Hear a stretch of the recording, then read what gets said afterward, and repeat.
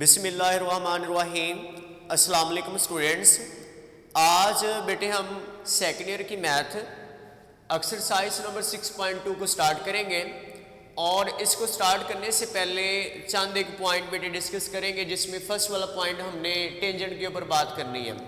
Tangent को आपने 10th class की मैथ में भी डिफाइन किया हुआ है। What is tangent? A line that touches a curve on a single point or without cutting it। यानी कि एक ऐसी लाइन है जो सर्कल को या कर्व को वन पॉइंट के ऊपर टच करे, उसको नेम दिया जाता है, उस लाइन को नेम दिया जाता है किसका? टेंजेंट का। सिमिलरली बेटे फर्दर आगे नॉर्मल को डिफाइन करेंगे। एट पॉइंट P, ये पॉइंट P है, is a line through P which is perpendicular to the tangent at P on a curve. अब यहाँ पे स्टूडेंट्स ये वाली जो लाइन हमारे पास आ रही है, ये लाइन हमारे पास टेंजेंट लाइन आ रही है और ये टेंजेंट लाइन इस पॉइंट के ऊपर इस सर्कल को बेटे जो है वो टच कर रही है। अगर इस पॉइंट को हमने यहाँ पे नेम दे दिया, अगर इस पॉइंट के ऊपर एक परपेंडिकुलर लाइन ड्रा की जाए, उस परपेंडिकुलर लाइन को बेटे नेम दिया जाता है नॉर्मल का। फर्दर आगे बेटे हमने बात की equation of tangent on circle. Circle के ऊपर जो टेंजेंट की इक्वेशन बनती है वो इक्वेशन हमारे पास ये आती है x x1 plus y1 plus g into x plus x1 plus f into y plus y1 plus c is equal to 0। And then equation of normal is, और जो नॉर्मल की इक्वेशन बनती है y minus y1 into x1 plus g is equal to x minus x1 into y1 plus f। इसके बाद बेटे हम exercise को स्टार्ट करेंगे। एक्सरसाइज नंबर 6.2 का क्वेश्चन नंबर 1 स्टेटमेंट गिवन है, right down equation of the tangent. Tangent की equation write down कीजिए एंड नॉर्मल। यहाँ पे स्टूडेंट्स दो इक्वेशन हमने फाइंड आउट करनी है। एक हमने टेंजेंट की इक्वेशन फाइंड करना चाह रहे हैं, सेकेंड हमने यहाँ से जो इक्वेशन फाइंड करनी है वो नॉर्मल की इक्वेशन फाइंड करनी है टू द सर्कल।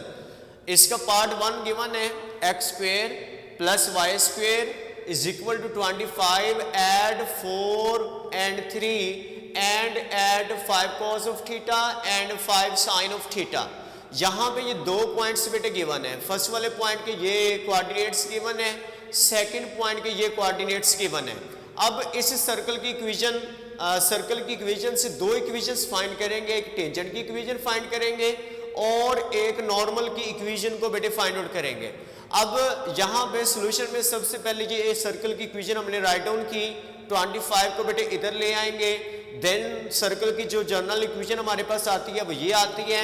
यहाँ से इसके साथ कंपैरिजन करेंगे तो यहाँ पे x और y की वैल्यूज मौजूद नहीं है, जिसकी वजह से यहाँ पे g की वैल्यू भी 0 आ जाएगी और f की वैल्यू भी 0 आ जाएगी। लास्ट पे कांस्टेंट वैल्यू बेटे हमारे पास आ जाएगी 25। यहाँ पे टेंजेंट की इक्वेशन फाइंड आउट करने के लिए, सर्कल में टेंजेंट की इक्वेशन को फाइंड आउट करने के लिए टेंजेंट की इक्वेशन को यहाँ पे राइट डाउन कर दिया, x x1 plus y y1 plus g into x plus x1 plus f into y plus y1 plus c is equal to 0। अब टेंजेंट की जो इक्वेशन है फर्स्ट ऑफ ऑल इस पॉइंट के ऊपर बेटे फाइंड आउट करेंगे। इस पॉइंट के ऊपर टेंजेंट की इक्वेशन फाइंड आउट करने के लिए हमने x1 और y1 की जगह पे ये दोनों पॉइंट जो हैं दोनों कोऑर्डिनेट पुट कर दिए। ये x कोऑर्डिनेट है और ये y कोऑर्डिनेट है। x कोऑर्डिनेट जिसको आप एब्सिसा कहते हैं, y कोऑर्डिनेट जिसको ऑर्डिनेट का नेम दिया जाता है। तो x1 की जगह पे बेटे 4 पुट कर दिया, y1 की जगह पे 3 पुट कर दिया, g की वैल्यू बेटे हमारे पास क्या आ रही है 0, x1 की वैल्यू 4, f की वैल्यू 0, y1 की जगह पे 3 पुट कर दिया, लास्ट पे c की जगह पे c की बेटे वैल्यू पुट कर दी। अब सिमिलरली ये वाली वैल्यू भी 0 से मल्टीप्लाई होकर 0 हो जाएगी, ये वाली वैल्यू भी 0 से मल्टीप्लाई होकर 0 हो जाएगी। देन x को 4 से मल्टीप्लाई करवा देंगे, y को 3 से मल्टीप्लाई करवा देंगे, लास्ट पे 25 आ जाएगा इज इक्वल टू 0। ये बेटे इक्वेशन आ गई है टेंजेंट की। अब इसी पॉइंट के ऊपर हमने नॉर्मल की इक्वेशन फाइंड करनी है। तो नॉर्मल की इक्वेशन फाइंड करने के लिए ये नॉर्मल की इक्वेशन को यहाँ पे राइट डाउन कर दिया। देन इस पॉइंट के ऊपर नॉर्मल की इक्वेशन फाइंड आउट करने के लिए सिंपली y1 की जगह पे y1, x1 की जगह पे x1 और g की जगह पे g की वैल्यू पुट कर ली। सिमिलरली राइट हैंड साइड पे x1 की जगह पे x1, y1 की जगह पे y1 और f की जगह पे ये वाली f की वैल्यू हमने पुट कर दी। देन बेटे यहाँ पे 4 में 0 ऐड करेंगे 4 आएगा, इस 4 को y से भी मल्टीप्लाई करवा देंगे, इस 4 को 3 से भी मल्टीप्लाई करवा देंगे, 3 में 0 ऐड करेंगे 3 आ जाएगा, 3 को x के साथ भी मल्टीप्लाई करवा देंगे, 3 को 4 से भी मल्टीप्लाई करवा देंगे। अब बेटे ये दोनों वैल्यूज को इधर ले आएंगे, 4y इधर आके माइनस हो जाएगा, -12 को इधर लाएंगे इधर आके प्लस हो जाएगा, 12 से 12 कैंसिल आउट हो जाएगा। तो ये वाली जो इक्वेशन बनेगी, ये वाली जो इक्वेशन है ये बेटे हमारे पास किसकी आ जाएगी, नॉर्मल की। सिमिलरली चूंकि यहाँ पे 2 पॉइंट्स के ऊपर हमने बेटे इक्वेशंस फाइंड करनी थी, टेंजेंट की भी और नॉर्मल की भी, तो इस पॉइंट के ऊपर हम टेंजेंट और नॉर्मल दोनों की इक्वेशंस को फाइंड आउट कर चुके हैं। अब इस पॉइंट के ऊपर हमने टेंजेंट और नॉर्मल की इक्वेशन फाइंड आउट करनी है। तो ये फर्स्ट ऑफ ऑल अगेन बेटे हमने यहाँ पे टेंजेंट की इक्वेशन राइट डाउन कर दी। अब इस पॉइंट के ऊपर फाइंड करना चाह रहे हैं, x1 की वैल्यू ये आ जाएगी, y1 की वैल्यू ये आ जाएगी, और g और f दोनों की वैल्यू से बेटे 0 आ रही है। जब यहाँ पे g और f की जगह पे 0 0 पुट करेंगे तो सिंपली ये दोनों वैल्यूज हमारे पास 0 हो जाएंगी। देन c की जगह पे ये c की ये वाली वैल्यू हमने पुट कर दी। उसके बाद बेटे इसको मल्टीप्लाई करवा देंगे, 5x cos थीटा इससे मल्टीप्लाई करवा देंगे, 5y sin of theta -25 is equal to 0। अब इन तमाम वैल्यूज में से 5 बेटे कॉमन आ रहा है, 5 कॉमन लेंगे, x cos of theta y sin of theta, 25 को 5 से डिवाइड करवा देंगे 5 आ जाएगा। अब वो जो 5 कॉमन लिया वो 5 दूसरी साइड पे जब जाके 0 से डिवाइड होगा तो उसका रिजल्ट 0 आ जाएगा। ये टेंजेंट की इक्वेशन आ गई इस पॉइंट के ऊपर। अब सिमिलरली नॉर्मल की इक्वेशन इस पॉइंट के ऊपर फाइंड आउट करने के लिए अगेन नॉर्मल की इक्वेशन राइट डाउन की, y1 की जगह पे y1 की वैल्यू पुट कर दी, x1 की जगह पे x1, g की जगह पे ये वाली हमने g की वैल्यू ये वाली यहाँ पे पुट की, x as it is x1 की जगह पे x1 की वैल्यू आ गई, y1 की जगह पे y1 की वैल्यू पुट कर देंगे। देन f की जगह पे बेटे ये f की वैल्यू हमने पुट कर दी। देन 5 cos थीटा में 0 ऐड करेंगे, 5 cos ऑफ थीटा इसके साथ दोनों वैल्यूज के साथ इसको मल्टीप्लाई करवा देंगे। उसके बाद 5 sin ऑफ थीटा में 0 ऐड करेंगे, 5 sin ऑफ थीटा x के साथ मल्टीप्लाई करवा देंगे, देन इसको इसके साथ मल्टीप्लाई करवा देंगे। अब बेटे ये दोनों साइड पे वैल्यूज हमारे पास सेम आ रही हैं तो ये आप उसमें कैंसिल आउट हो जाएंगी। उसके बाद इस वैल्यू को बेटे हम जो है वो इस साइड पे मूव करवा देंगे। मूव करवाने से पहले 5 से 5 कैंसिल आउट हो रहा है, 5 से 5 कैंसिल आउट करवा देंगे। देन इस वैल्यू को इधर ले आएंगे, ये वाली वैल्यू इधर आगे माइनस हो जाएगी। देन ये हमारे पास से बेटे नॉर्मल की इक्वेशन आ जाएगी। जी नेक्स्ट बेटे क्वेश्चन नंबर 2 की जाना मूव करते हैं। क्वेश्चन नंबर 2 में वो ये बात कर रहे हैं write down equation of tangent and normal. Same to same question number 1 की स्टेटमेंट है। यहाँ पे भी हमने 2 इक्वेशंस फाइंड करनी है। किस किस की फाइंड करनी है, टेंजेंट की इक्वेशन फाइंड करनी है, देन नॉर्मल की इक्वेशन फाइंड करनी है। टू द सर्कल, ये सर्कल की इक्वेशन बेटे गिवन है। At the points on the circle whose abscissa is the -4। अब सर्कल के ऊपर एक पॉइंट गिवन है और उस पॉइंट की जस्ट बेटे x कोऑर्डिनेट की वैल्यू यानी कि एब्सिसा की वैल्यू गिवन है। x कोऑर्डिनेट को हम x के साथ रिप्रेजेंट करते हैं तो ये x की वैल्यू हमारे पास आ गई। जैसे कि प्रीवियस क्वेश्चन के अंदर यहाँ पे 2 पॉइंट्स गिवन थे, यहाँ पे भी एक पॉइंट गिवन है लेकिन उस पॉइंट में जस्ट एब्सिसा की वैल्यू गिवन है, x कोऑर्डिनेट की वैल्यू गिवन है, ऑर्डिनेट की वैल्यू मौजूद नहीं है, y कोऑर्डिनेट की वैल्यू मौजूद नहीं है।